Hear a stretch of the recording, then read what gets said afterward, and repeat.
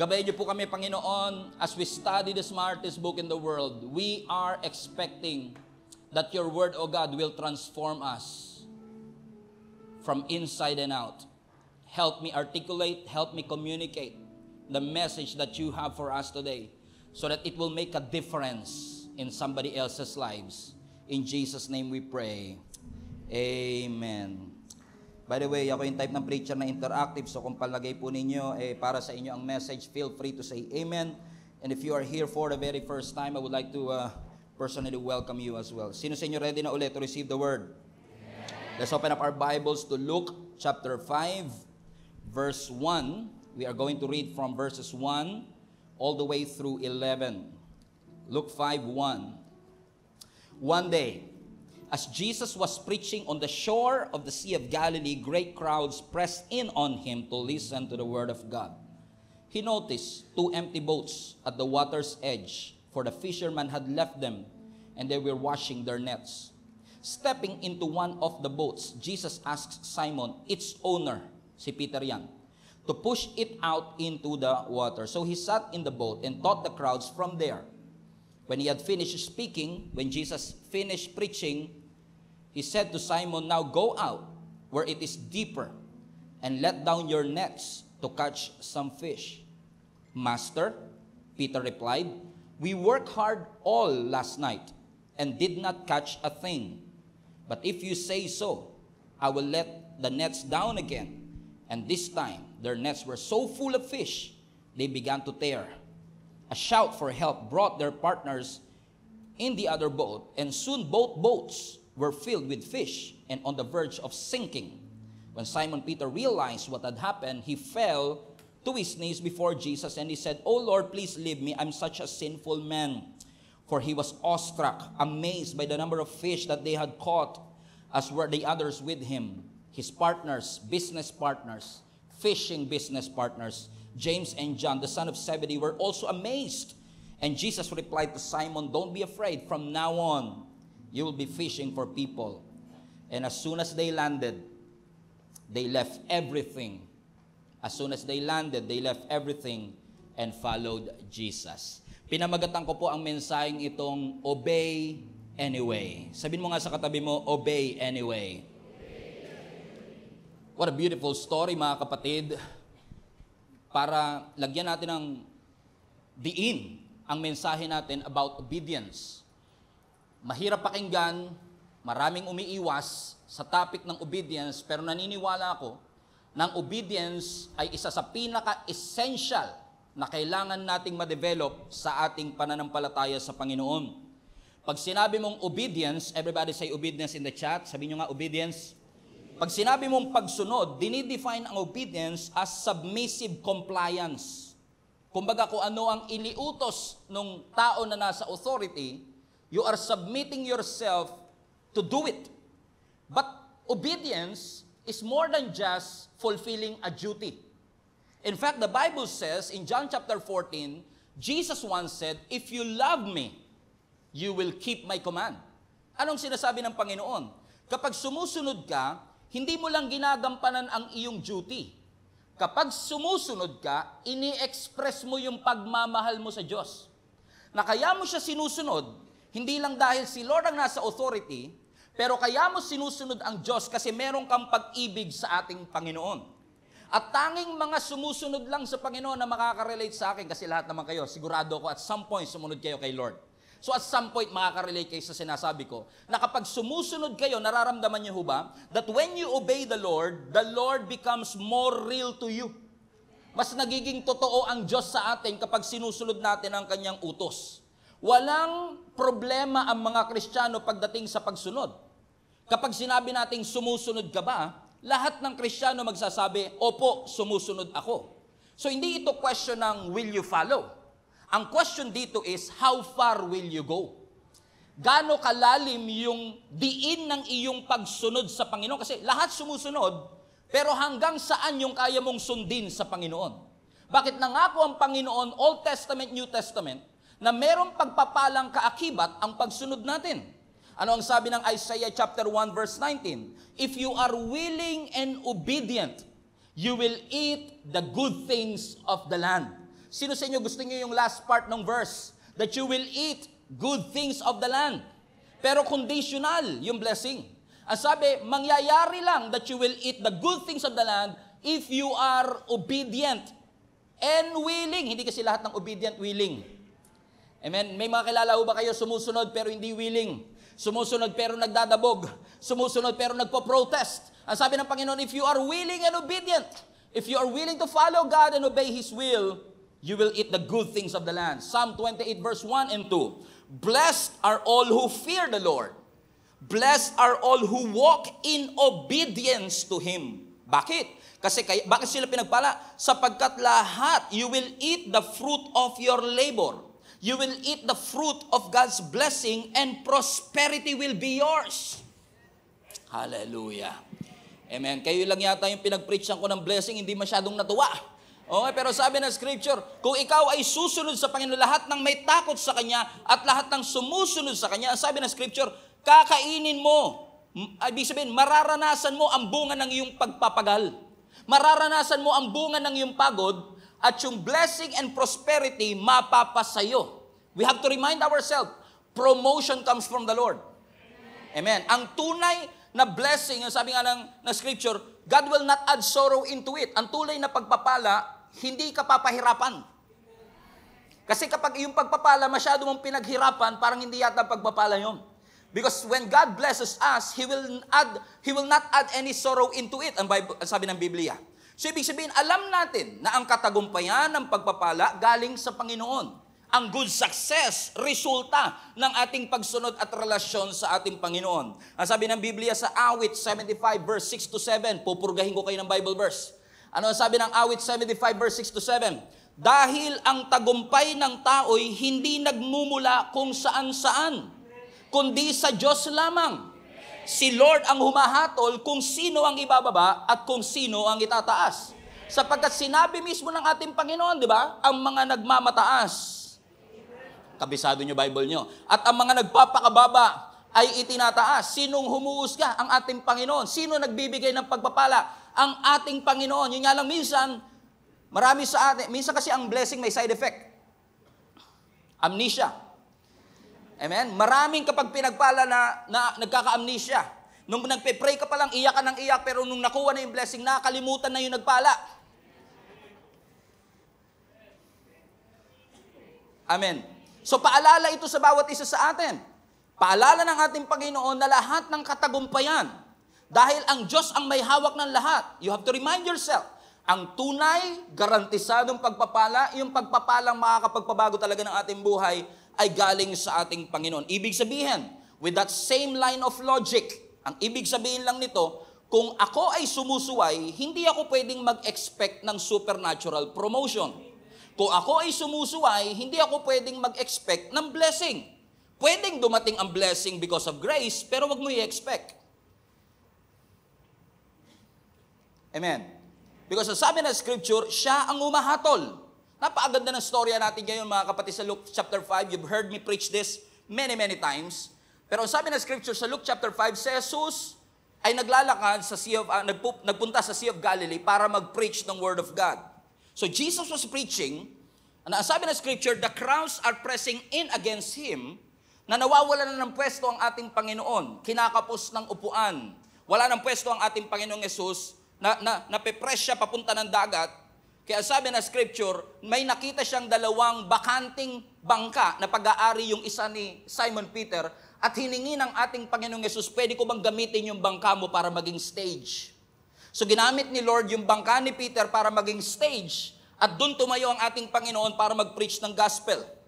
Pero pagkatapos mag-preach ng ating Panginoon ng gospel, sinabi niya kay Peter, Peter, bumalik kayo sa laot at manghuli kayo uli ng isda. At first, they were reluctant. Kasi nga alam nila, hindi sila naging successful sa panguhuli ng isda nung gabi na yon. Ano ang response nila sa verse 5? Sabi nila sa verse 5, Master, referring to Jesus, we worked hard all last night and we did not catch a thing. But if you say so, I will let the nets down again, and this time, nung nilagay nila at sinunod nila ang ating Panginoon, their nets were so full of fish that they began to tear. Yung lambat nila sobrang daming isda, muntik nang mapunit. And a shout for help, verse 7, brought their partners in the other boat, and soon both boats were filled. So nung napupuno na yung bangka nila, mapupunit na yung lambat nila, tinawag nila yung ibang partners nila, nagpadala ng reinforcement, pero muntik na rin lumubog yung reinforcement sa dami ng blessing. Alam niyo kung bakit? Pag nagpala ang Diyos, lalagyan mo susuko. Amen? Lalagyan mo susuko. Watch this. It was filled with fish and on the verge of sinking. Muntik na uling lumubog sa dami ng isda. Question. Amen? Alam natin that they tried to catch fish all night, but they caught absolutely nothing. It was very clear in the scripture. Pero sumunod pa rin si Peter, and because they have obeyed, nakahuli sila ng boat sinking loads of fishes. Sobrang daming isda. Hindi kayang i-accommodate ng kanilang bangka. So ibig sabihin, nakaranas sila ng blessing nung sumunod sila. Pero gusto ko lang i-clarify, ang harvest wala sa dagat. Bakit ko nasabi yon? Galing na sila doon kagabi. So wala sa dagat ang harvest. Ang harvest nasa obedience nila. Komprende mga kapatid? Amen? So you have to understand, I'm trying to make a point here, na kapag sumunod ka, amen, may pagpapala. So nung sumunod sila sa Panginoon, nakahuli sila ng maraming isda, at hindi yun dahil sa dagat. Hindi yun dahil sa tubig. Hindi ka pinagpala dahil nasa Canada ka. Hindi ka pinagpala dahil nasa Amerika ka. Pinagpala ka kasi sumunod ka. So wala sa location ang blessing. Okay, naalala niyo si Naaman. Si Naaman, for example. Di ba? Isa siyang military leader. Ang problema, may leprosy, may ketong. To cut the long story short, humingi siya ng tulong kay Prophet Elisha. He felt disrespected kasi hindi siya hinarap ni Elisha. Pero to some degree, out of his desperation, wala siya nagawa kundi sundin ang instruction na lumubog siya sa Jordan River. Hindi sinabi sa kanya kung ilang beses, ang sabi lang, lumubog ka sa Jordan River. Which is back then in ancient history was considered to be one of the dirtiest bodies of water at that point. He might felt disrespected, pero ano ginawa niya? Lumubog siya. Nung unang lubog niya, hindi siya gumaling. Pinalubog siya uli. Hindi pa rin siya gumaling. 6 na lubog, hindi pa rin siya gumaling. Posibleng naglalaro na sa isipan niya, this is stupid. I've been trying to do this. I've been trying to catch fish all night, but I caught absolutely nothing. Buti na lang hindi siya uminto. Nung pang-7 lubog niya, pag-ahon niya, yung balat niya naging kasing kinis ng balat ng sanggol. Nasa ng healing? Nasa tubig? Wala ang healing sa tubig. Kasi kung nasa tubig, unang lubog niya palang magaling na siya. Pero wala sa tubig ang healing. Ang healing nasa obedience niya. Amen? Ang blessing nasa obedience natin. Is that clear mga kapatid? So ibig sabihin, okay, I've established it already. The blessing is in our obedience. So when you obey, you should watch what God will do in your life. And through this text, ano ang tinuturo ng Panginoon sa atin through the text that we have? Ano ang tinuturo sa atin ng Panginoon with regards to obedience? Now, we have 3 things that we can learn from it. Sa lahat ng note takers, masaya sila ngayon, may points ako. Okay? Point number 1. Anong tinuturo sa atin ng text na ito pagdating sa obedience? Number 1, itinuturo ng text sa atin that obedience is progressive. Everybody say progressive. Okay? Bakit ko nasabing progressive? Tingnan nyo. Ang sabi ng verse 11, so they pulled their boats up to the shore, they left everything and followed Jesus Christ. Kahanga-hanga ito. Madalas itong maging laman ng preaching. Dapat maging katulad kay ni Peter, na willing iwanan ng lahat para sumunod sa Panginoon. It sounds inspiring, pero ilagay mo ang sarili mo. Kaya mo ba? Parang hirap, no?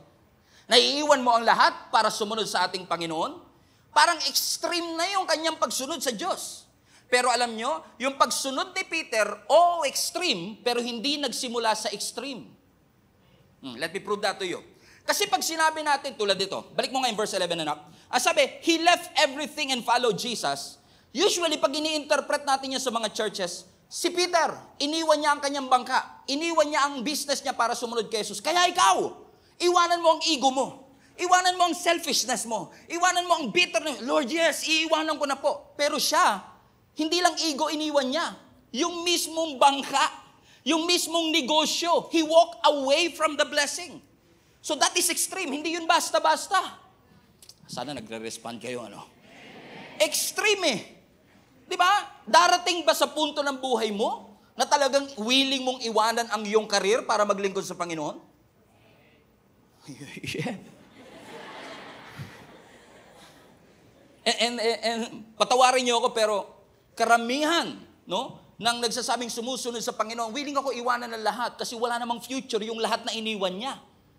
Pero kung may magandang future at opportunity yung bagay na mahirap iwanan yun. Kung sumunod si Peter nung time na hindi siya nakahuli, mas madaling sumunod. Kasi alam niya si Jesus ang solusyon. Pero yung iwan mo yung business mo, habang ang taas ng sales mo, they caught a boat sinking loads of fishes, isn't it? Are you reminded by this? Ang dami nilang nahuli, pero hindi pa nila nabebenta yung hinuhuli nila. Sabi ng Lord, sumunod ka sa akin. Yun yung extreme. Na even though meron kang future na malaking kita, iiwan mo yung kita mo para kay Jesus. Kasi para sa iyo, mas mahalaga si Jesus kaysa sa isda. So, sa atin, pagka sinasabing iwanan mo, parang metaphorical, iiwanan mo yung non-tangible things. Pero sa kanila, literal na iiwan nila yung kanilang negosyo. Literal na iiwan nila yung kanilang boats. Kaya mo bang iwanan ang karir mo? Kaya mo bang iwanan ng family members mo? Kaya mo bang iwanan ang business mo? Kaya mo bang iwanan ang pera mo? Naku, ang hirap nun eh. Tama? Pero para nagawa ni Peter yung extreme obedience, hindi to basta-basta, hindi to isang iglap. Naging progressive ang kanyang obedience. And I will prove that to you later on. I was watching a few days ago. I don't know kung paano ko napunta doon. Pero nanonood ako sa YouTube about kung paano bumagsak yung atomic bomb sa Hiroshima and Nagasaki noong World War II. Many of you are familiar with it. Ako din, familiar, pero hindi ko alam yung detail. Na-curious ako kasi ang title ng YouTube na video na yun is ipapakita yung timeline ng pagbagsak ng atomic bomb. Naging curious ako kasi sabi ko sa sarili ko, itong pagbagsak ng atomic bomb sa Hiroshima and Nagasaki has killed hundreds of thousands of people. Ano ang tumatakbo sa isip ng mga US military forces nung time na yon? Para mag-decision sila na ibagsak ang atomic bomb at alam nilang hundreds of thousands of civilian people will die. Ano yung nasa thought process nila? Kasi naniniwala ko hindi basta-bastang nakapag-desisyon sila. Come on now. Hindi ko gina-justify ang kanilang ginawa. Hindi ko minamaliit ang nag-iepekto ng atomic bomb. Pero sinasabi ko lang, naniniwala ako, there is a series of thought process. In fact, yung documentary na yon, kasi I was asking myself the same question. Bakit nga ba hindi sa Tokyo binagsak, which is a capital city? Pero bakit sa Hiroshima and Nagasaki? What's the thought process behind it? Because napakahalaga na, everybody say thought process. Kasi yung thought process natin mga kapatid, yan yung tumutulong sa atin para maintindihan natin kung bakit ginawa ng tao yung kanyang ginawa. Kasi minsan nakikita lang natin yung outcome ng kanyang aksyon, pero have we ever asked the question, paano siya napunta sa ganung desisyon? Nakita natin si Peter, iniwan niya yung iniwan niya yung nets. Pero paano siya napunta sa desisyon na yun? Kasi ako ang kaya ko lang iwanan ngayon yung galit.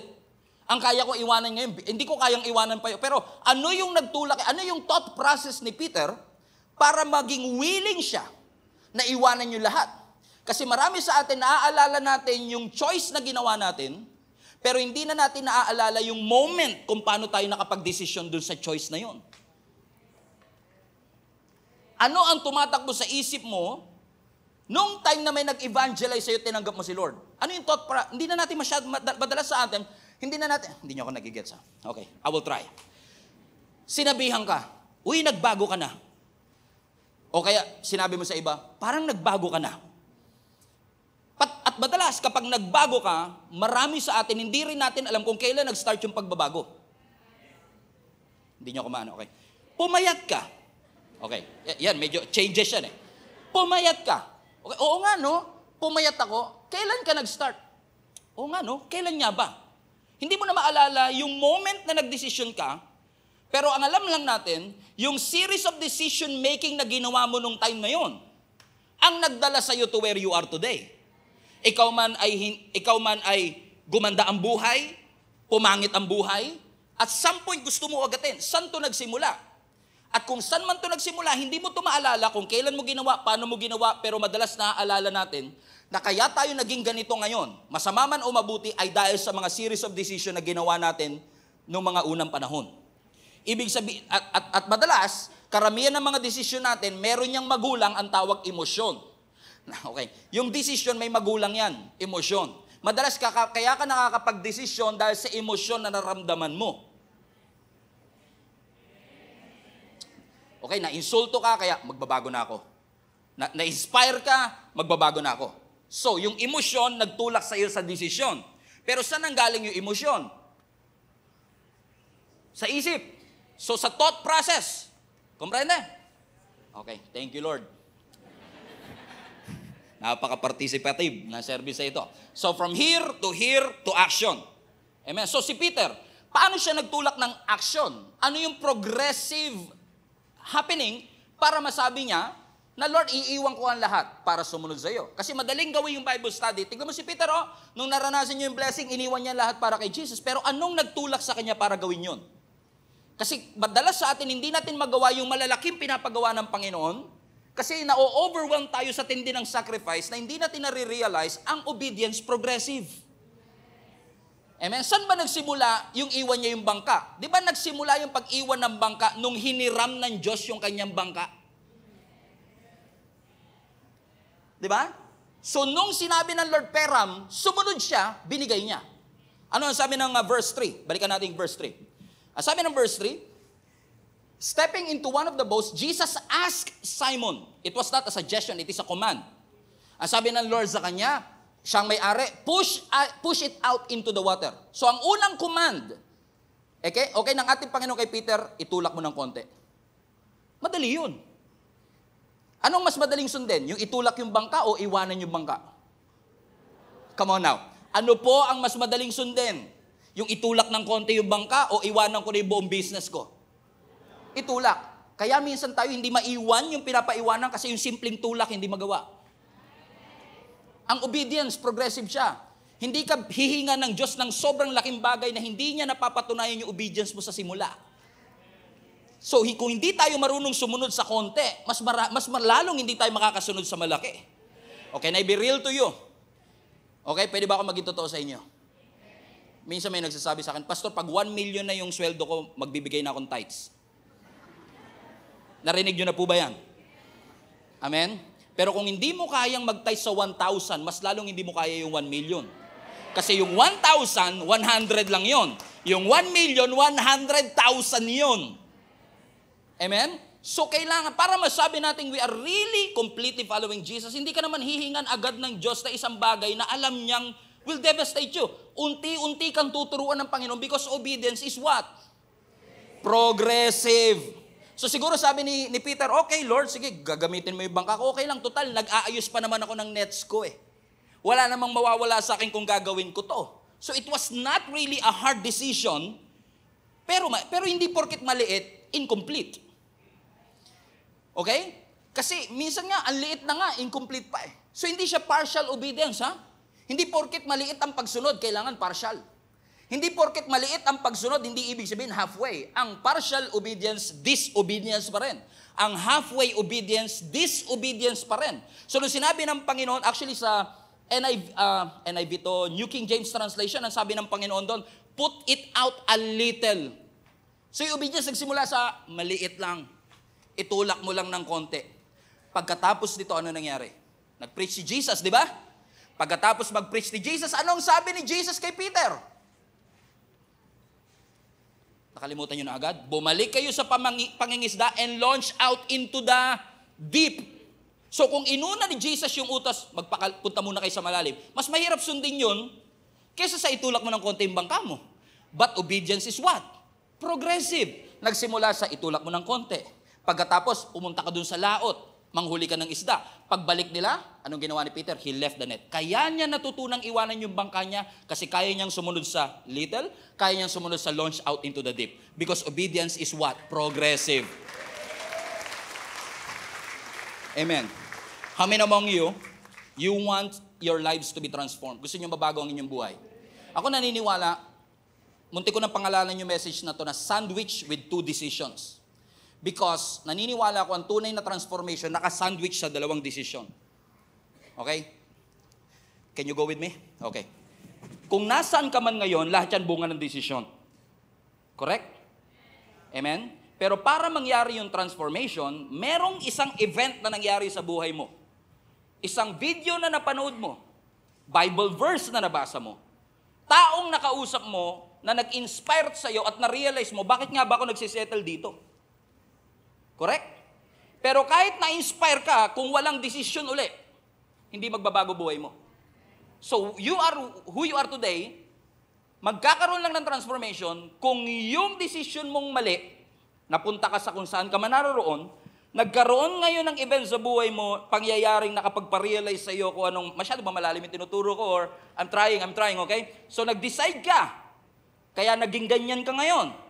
Posibleng napariwara ang buhay, pumangit ang buhay, namuhay sa kasalanan. Hindi natin inuhusgahan kasi lahat ng tao may posibilidad magbago.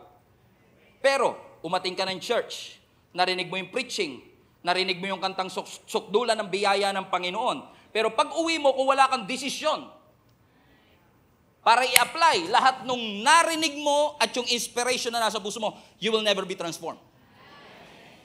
Amen? Kaya ang obedience progressive. Kasi sa una, for example, yung umatino ba kayo, desisyon yan. Okay? Yung nagbasa kayo ng Bible, desisyon yun. So may mga magagandang desisyon, may mga hindi magagandang desisyon. Nagdesisyon ka manalangin, nagdesisyon ka lumago, pero nagdesisyon ka ring ma-offend. Nagdesisyon ka ring magalit. Nagdesisyon ka na lumayo sa Diyos. Hindi si Lord ang lumayo. Ikaw ang nagdesisyon na lumayo sa Panginoon. Mahirap pakinggan, pero yun ang totoo. Ang Diyos hindi lumalayo. Tayo ang lumalayo sa Kanya. So ngayon, malayo ka sa Lord. Umating ka ngayon for the very first time in 7 years. Na-realize mong mabuti ang Diyos, mahal ka ng Diyos. Oy, grabe Lord. Napakabuti mo, Pastor, maraming salamat. Life-changing ang preaching. Pero magiging life-changing lang siya kapag nagdesisyon ka na sumunod sa Diyos. Amen? Komprende mga kapatid. It will only be transformational kapag na-correct yung behavior. Amen po ba mga kapatid? Kasi ako mismo, sinubukan kong takbuhan yung pagtawag ko. Hindi naman ako agad naging pastor eh. Kasi kung halimbawa, bagong-bago akong Kristiyano, sabi ng Lord, magpapastor ka. Parang, Lord, masyado malaki naman agad yung sacrifice. Di ba, nag-aaral pa lang ako, sige mag-aral ka, pero pag graduate mo, akin ka. Parang hirap ka agad. Ang hirap agad, no? Pero alam mo, nagsimula sa desisyong mag-serve. Well, di ko alam na gagamitin ako ng Panginoon at i-give up ko ang karir ko para magtrabaho sa Kanya full-time. Never. Kasi kung sinabi na kagad ng Lord yun, nung una palang encounter namin sa Kanya, baka tinakasan ko siya. Kasi nung alam ko nga may pagtawag ako, tinakasan ko siya eh. 3 years kong tinakbuhan. 3 years namin ni Jenny tinakbuhan ang pagtawag namin para maging pastor. Pero we have to make a decision. If we want our lives to be transformed, we have to make a decision. Alam mo, bago ako naging youth pastor, 15 years old pala ako, alam ko magiging youth pastor na ako. Alam ko magpapastor ako. Sa parang pala ng pananamit ko, yung polo ko hanggang dito, sarado. Ako ang laging chisa sa mga drama. So at some point, may clue ako eh. Tinatawag ako ng Lord magpastor. Pero dahil ang tatay ko pastor, alam ko hirap ng pagiging pastor. 15 years old, kinonfirm ng Lord, magiging youth pastor ka, pero tinakbuhan ko. Pag tinatawag akong pastor, di ako maatin ng next youth service. Seriously. Because I cannot commit myself. Then all of a sudden, divine encounter came. Dati ang pangalan pa niyan, Encounter God Retreat. Divine encounter came. That moment, I still remember that. In fact, yung teacher nung divine encounter na meet ko, nung nagkaroon kami ng convention just a few weeks ago, and I told him the story. Alam niyo ba that I was trying to run away from the Lord for 3 years. And then I attended an event, Encounter God Retreat, and I encountered God that day.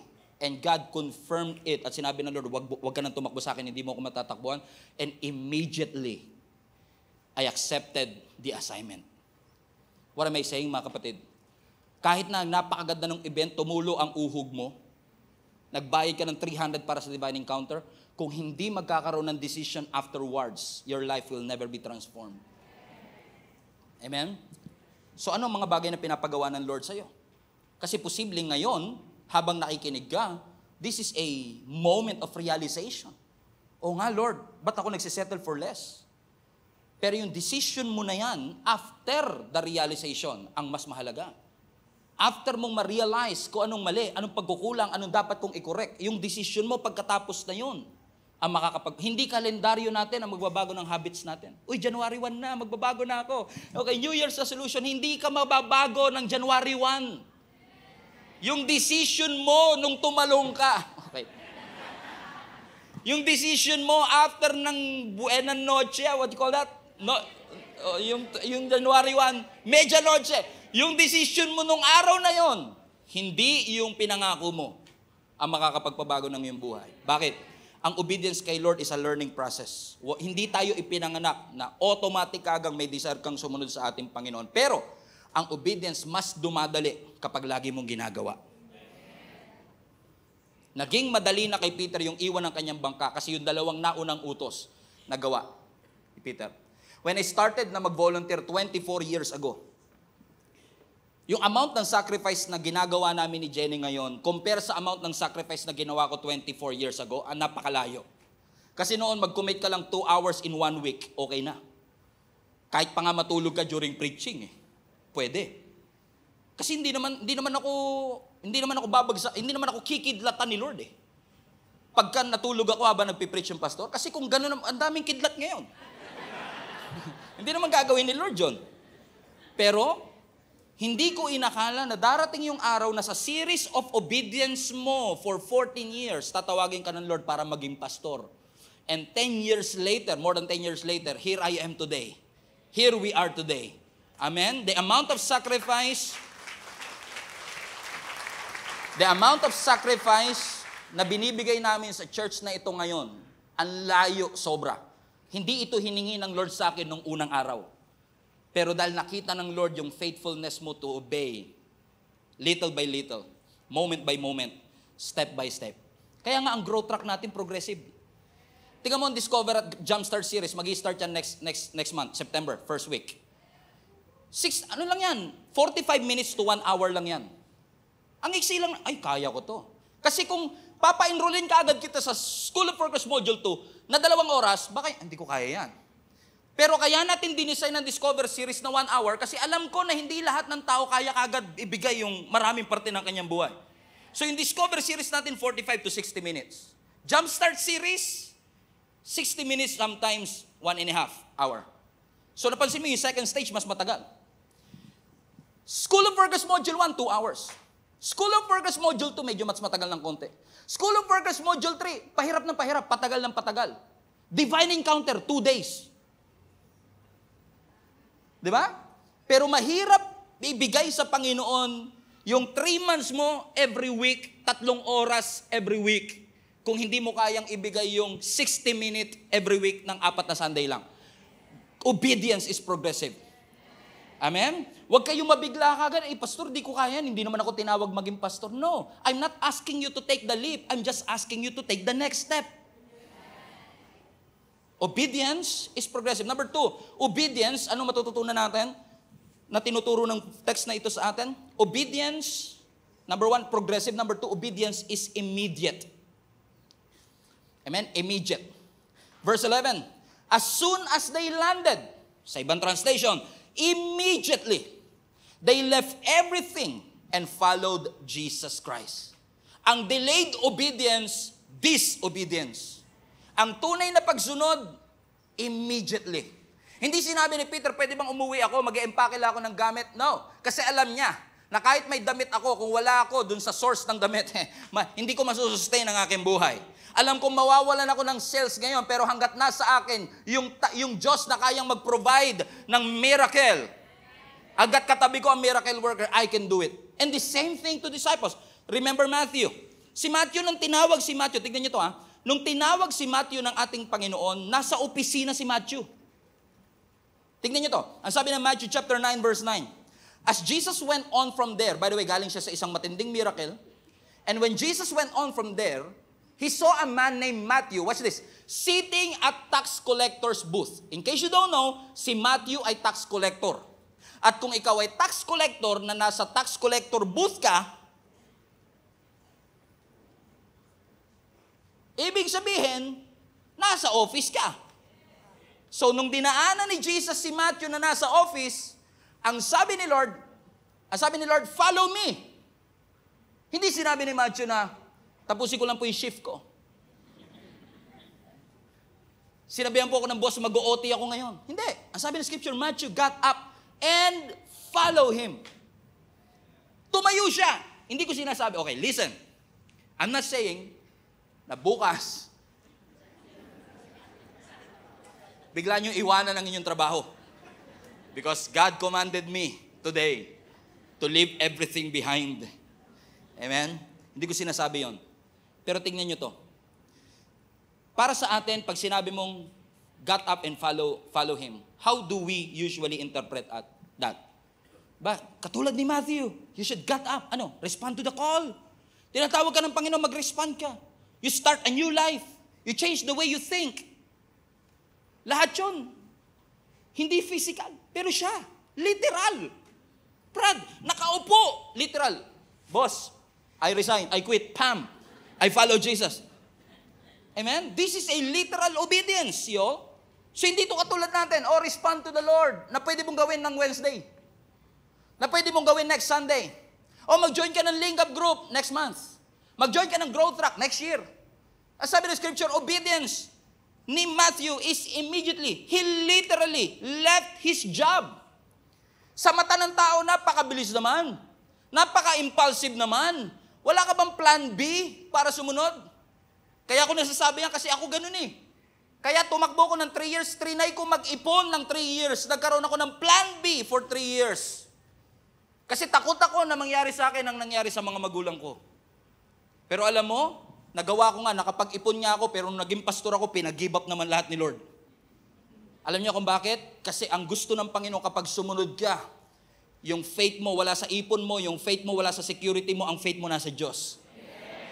Amen? And that is immediate. It is quick. It is impulsive. Pwede sinasabi ng mga ka-office mate niya, Math, you are impulsive. Wala ka mang backup plan. Sino ba yung sinusundan mong Jesus? Oo, sinabi niyang Messiah siya, pero wala pa yung napatunayan. It sounds stupid, it sounds illogical. Pero pero mangyayari lang ang obedience na immediate kapag na-realize mo kung sino ang Diyos sa buhay mo.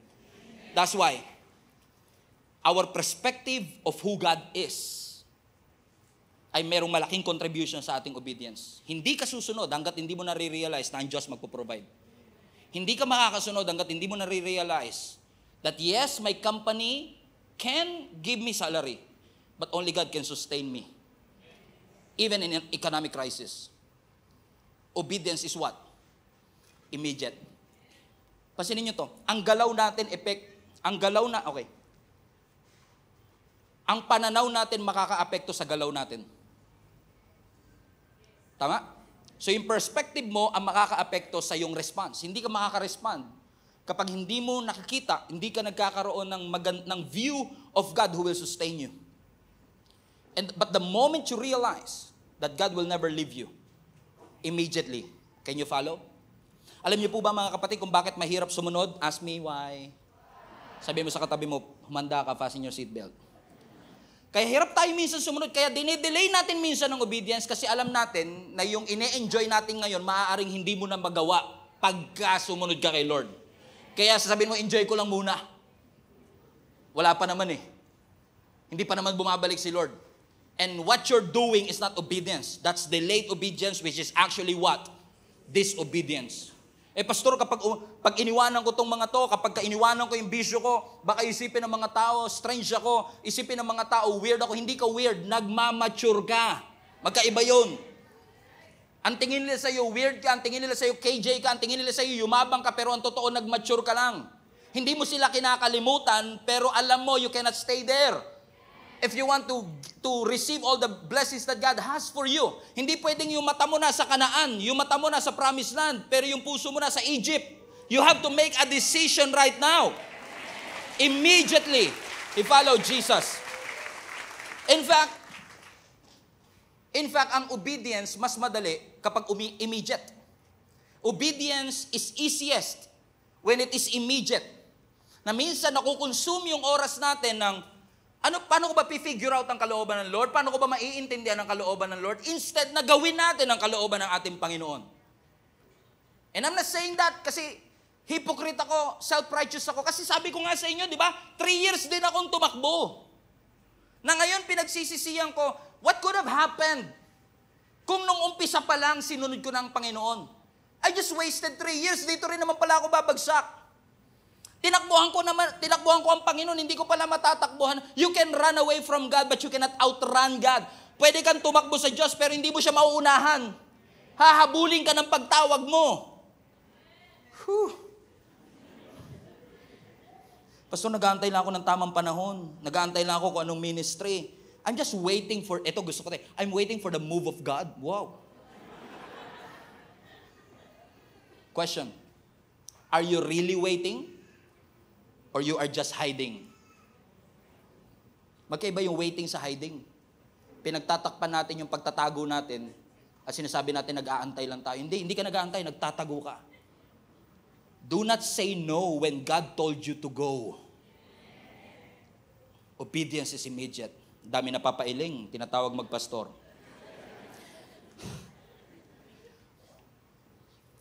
Last point and I will close. Obedience is progressive. Obedience number 2, immediate. Number 3, obedience is a choice. Obedience is a choice. Everybody say choice. So ito na. Sabi ng Lord, leave everything behind and follow me. So Peter is in a dilemma of a life-altering decision.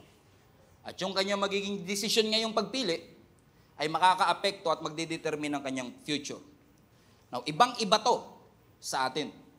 Kasi tayo usually, ang obedience natin is usually, hindi ko sinasabi lagi, usually ang obedience natin is based on what we feel. Correct? Mababa interest rate, bilhin na natin yan. 0% interest. I-credit card na natin yan. Luma na yung kotse, palitan na natin. 10 taon na sa kumpanya, lumipat na ng kumpanya. Mababa sweldo sa Pilipinas, mag-abroad na tayo. Reasonable. Pero usually driven and initiated by feelings. You have to understand, obedience to God is a choice. Because it's a choice na ipagpalit ang mataas na sales ng fish. Yung magandang breakthrough na kanilang inaantay. I could imagine na never pa nangyari kay Peter na nakahuli siya ng halos lumubog yung bangka niya sa sobrang dami. Kasi kung nakahuli na siya ng ganun at nagtawag pa siya ng backup, malamang ang gamit niyang bangka mas malaki. There is a strong possibility that he never experienced such harvest ever in his life. Amen? Nung bumalik siya dun sa laot, hindi dahil wala siyang choice. Pinili niyang sundin ang Panginoon kahit illogical. Mainit na Lord. Ang mga isda, nasa ilalim na, hindi abot ng lambat yan kasi umaga na. Kung manguhuli tayo, dapat gabi kasi yung mga isda medyo mababaw, kayang-kaya ng lambat. In a logical sense, si Peter being an expert in fishing business, pwede niyang idahilan sa Panginoon, Lord, kaya yan, pero mamayang gabi, pwede ba magpahinga muna kami? After all, he had a difficult decision to make. Mahirap ba magdesisyon na iwanan yung isdang maraming huli at sumunod kay Jesus? Yes. Pero mahirap ding sumunod kung galing ka sa frustration na hindi ka nakahuli nung gabi na yon. Tapos papabalikin ka ng Panginoon para manghuli uli. So he had a difficult choice. Agree ako sa pareho. Mahirap sumunod kapag ka nasa momentum ka at nasa peak ka ng karir mo. Yan ang lagi sinasabi sa akin noon eh. Ba't ka ngayon ka magpo-full time, nasa peak ka ng karir? Mahirap yon. Pero kung sinabi ng Diyos, gawin mo. Pero mahirap ding sumunod sa Panginoon kung sunod-sunod ang frustration mo, galing ka sa isang gabi na sinikap mo lahat pero wala ka nahuli, tapos sasabihin ng Lord, bumalik ka at manghuli ka uli. Ano ang sabi ni Peter? Luke 5:5 again. Master, we have worked hard all night and we haven't caught anything. But because you said so, I will let down my nets. It was a failed night. It was a fruitless night. Si Peter, si James, and si John are still recovering from a long, frustrated night. Buong gabi silang nanghuli, wala silang nahuli. It's a rough night. fruitless labor. But they obeyed anyway. Sumunod pa rin sila kahit frustrating. Kahit na logically, naiintindihan ni Peter kung kailan dapat manghuli para maging productive ang panghuhuli. Na kung titignan mo, balik mo ulit yung verse 5, anak. Yung sinabi ni Peter, na, Jesus, we have tried to catch fish all night but we caught nothing. But because you said so. But because you said so. Parang duda pa si Peter eh. Parang parang hindi nga siya full of faith eh. Tama ba mga kapatid? Kasi mahirap talaga sumunod pag yung hinihingi sa'yo, alam mo, hindi mo afford eh. Pero sabi niya, pero sige Lord, but because you said so. Even though galing lang ako sa frustration, galing lang ako sa iyak, galing lang ako sa pagbagsak, galing lang ako sa failure, but because you said so, gagawin ko. Kaya mo ba sumunod sa Panginoon kahit galing ka sa pagbagsak? Kaya mo bang sumunod uli sa Panginoon kahit galing ka sa pagkalugi? Kaya mo bang magtiwala uli sa Panginoon kapag galing ka lang sa breakup, galing ka sa failure, galing ka sa mess up, na masasabi mong nasasaktan ako but I will obey anyway. Naku-confuse ako but I will obey anyway. Pagod ako, sabi ni Peter, but I will obey anyway. And when they obeyed, let me tell you this, nung sumunod sila kahit frustrated sila, they saw something that they've never seen before. And let me close with this. Sabi ng verse 6, when they had done so, nung sumunod sila, they caught such a large number of fish that their nets began to break.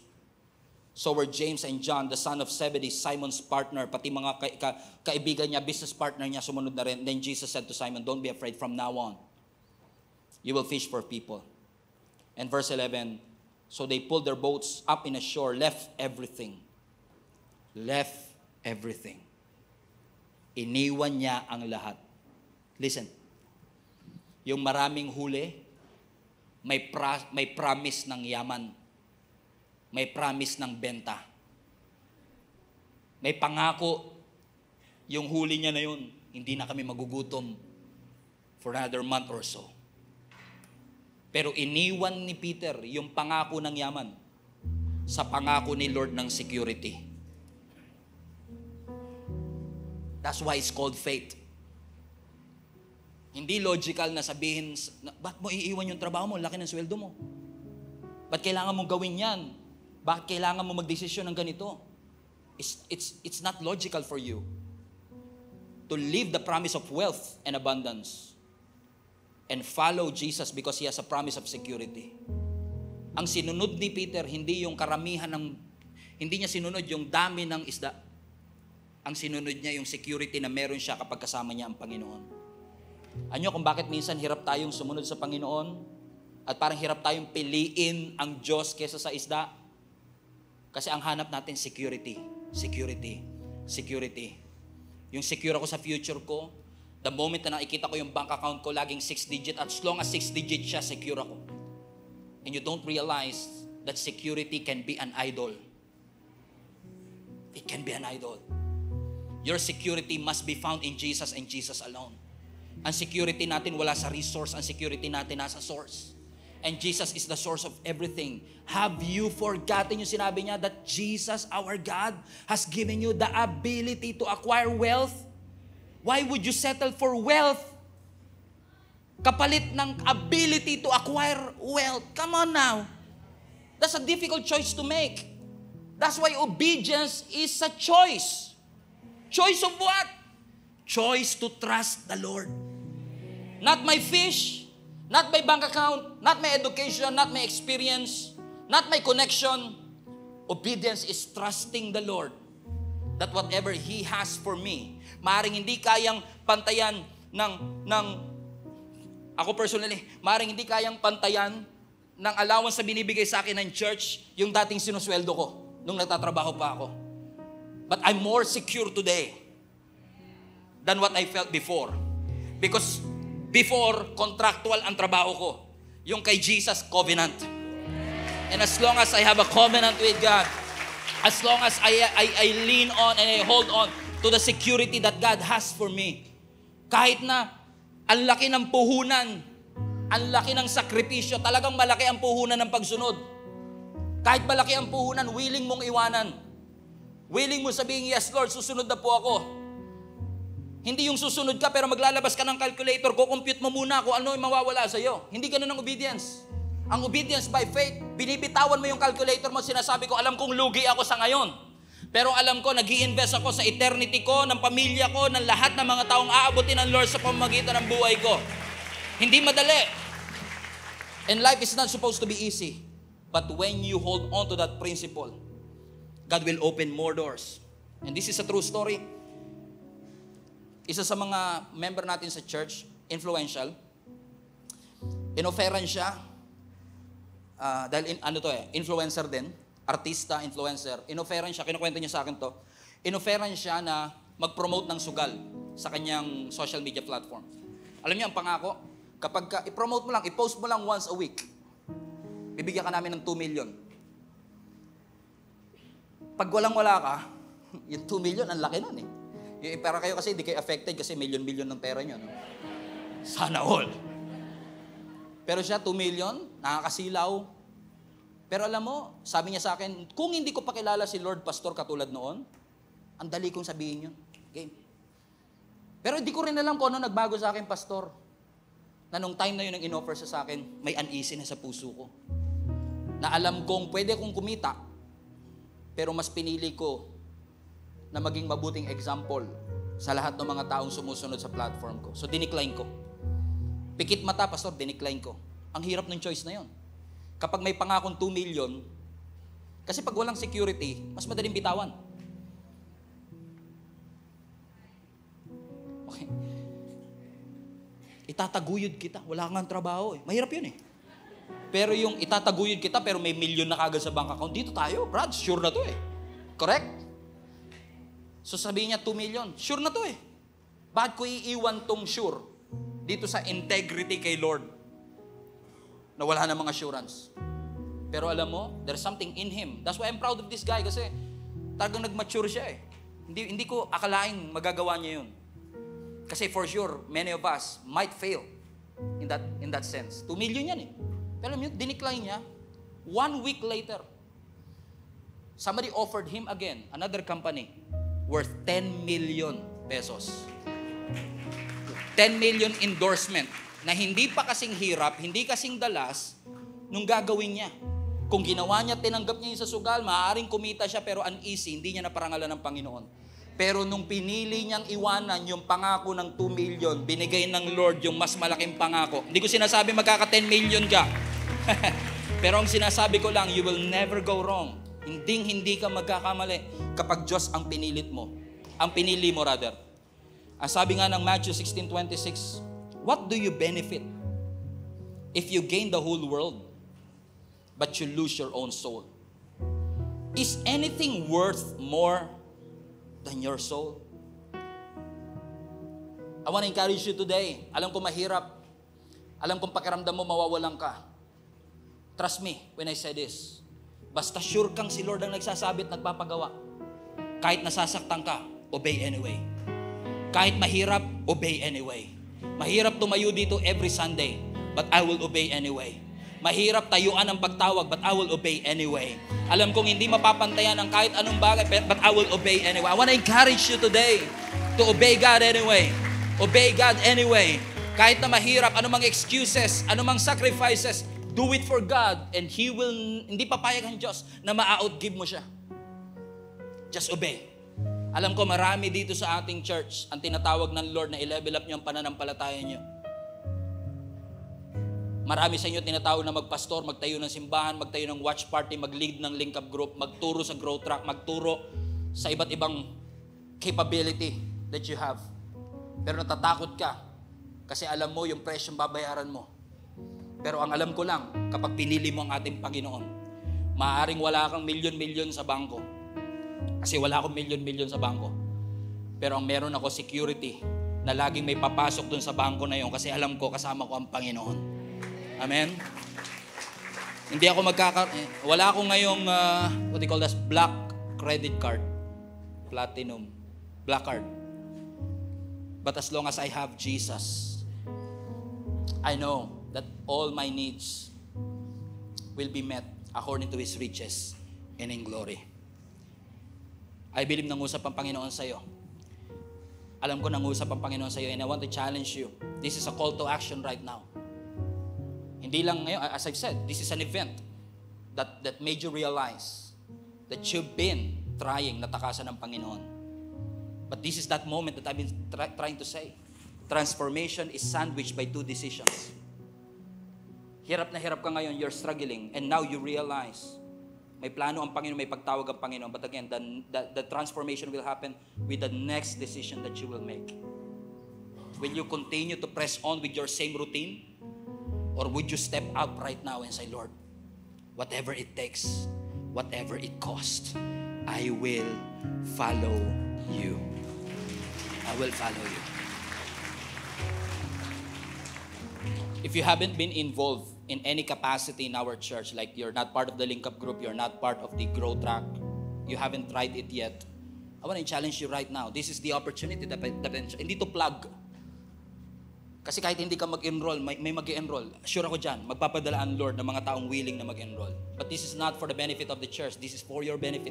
So that God will be able to use whatever gifts that He has for you. Para maraming taong maabot para sa kanyang kaluwalhatian. So if you haven't registered yet, meron tayong What's Next booth. Either you will take the step of water baptism or obedience na mag-join ng Link Up group. Wag mo kagad hangarin yung katulad ng kay Peter, I will leave immediately and follow Jesus Christ. Again, obedience is progressive. You start somewhere, start little. Join a Link Up group. After the service, we have one. Age appropriate. Ano man ang edad mo, meron para sa iyo. In fact, even those who are joining us online, meron tayong online Link Up groups. And I discovered we have a lot of online Bible studies in Europe. I just discovered it last week. We have Bible studies in Denmark, in Germany, in Italy. Ang dami nating Bible study. We don't know that. Na-discover ko lang this week. Some of them, 15 people attending, 17 people attending because they follow the Lord. Walang nagsabi sa kanilang gawin ito. They just follow the Lord. Yung conviction ng Panginoon to do it. And now they are leading a Bible study. Jesus is alive Italy. Jesus is alive Germany. Jesus is alive Denmark. Amazing ginagawa ng ating Panginoon. Pero maaaring hindi ganun yun sa iyo. Pero you want to take your faith to the next level. Take that obedience. If you are part of the volunteer, if you are an inactive volunteer of our church, saktong-sakto because today is the renewal of our volunteers commitment form. Fill that up.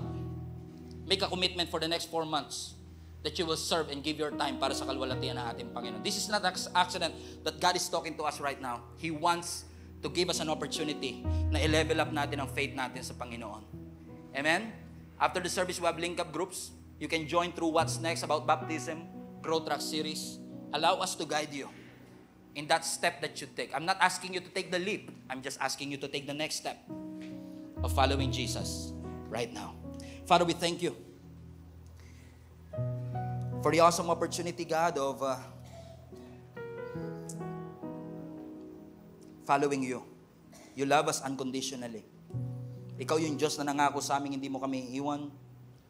Ikaw yung Diyos na nagsabing nothing will separate us from your love. Ikaw yung nagsabi na hindi ka mag-give up sa amin. You are the God who forgives immediately and blesses abundantly. Katulad ni Jonah, he deliberately obeyed you. He messed up, he made a mistake, he ran away from you. He did his own thing, he ruined his reputation that almost cost him his life. We can relate to him. Some of us can relate to him. Some of us, Lord God, can relate to Peter. But one thing is sure. You want us, Lord God, to follow. Even though it seems illogical. Even though it seems irrational. But I know, Lord God, kung saan mo man kami dadalhin, hindi ka papayag na hindi mo kami i-equip para sa pagtawag at assignment that you have for us. So Lord, allow us as we take that next step. It is a simple fill up ng form, kausap ng tao, talking to a leader, registering to a Grow Track trainings, or registering to be part of a Link Up group, or commenting our names through online, expressing our desire to be part of this online church or online Link Up groups or online Grow Track trainings. Lord, ipagpalain niyo po yung decision na ito, Panginoon, ng pagte-take namin to the next level. And I pray that each and every one of us will continue to keep that passion alive na hindi lang to basta decision today, kundi ito'y blessing para sa aming kinabukasan. We honor you and we acknowledge all the great things that you have done. Can I ask everybody to stand to your feet right now? Hello, Global Family. Thank you for watching. If this message have impacted your life, please consider subscribing. Let us know in the comments what God spoke to you today. Where are you streaming from? Or how can we pray for you?